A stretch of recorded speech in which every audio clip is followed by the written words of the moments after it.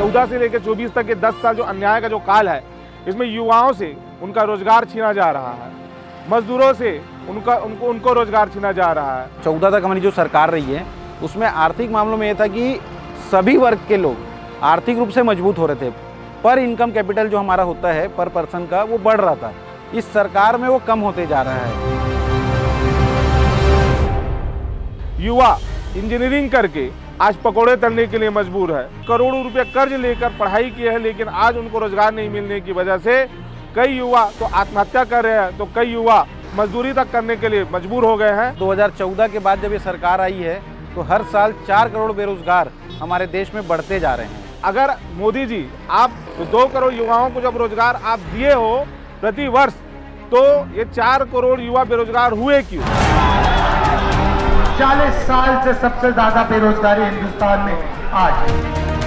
किसानों को अपने ही फसल का मूल्य के लिए दर दर भटकना पड़ रहा है। आज किसानों को प्रति एकड़ 50,000 रुपये अगर अपना फसल पैदा करने के लिए खर्च हो रहा है, तो उसी 50,000 रुपया तक को वसूलने के लिए किसानों को बाजार ढूंढना पड़ा। बाजार नहीं मिलने से किसान आज आत्महत्या कर रहे हैं।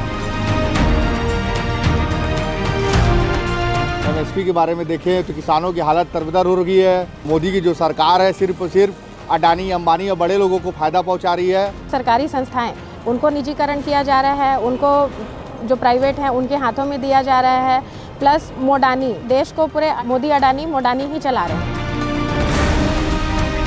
पेट्रोल डीजल के दाम में बढ़ोतरी हो रही है, एलपीजी की दाम में बढ़ोतरी हो रही है। जब कांग्रेस की सरकार आज से 10 साल पहले थी तो हमें वो सिलेंडर 450 रुपये में मिलता था, लेकिन आज वही सिलेंडर हम 1000 रुपये 1200 रुपये में खरीद रहे हैं। मेरे हिसाब से 10 साल जो अन्याय का काल है, उसने इस 10 साल में गरीब, मजदूर, मीडियम क्लास सबको बर्बाद करके रख दिया है, उनके जीवन को नष्ट कर दिया है।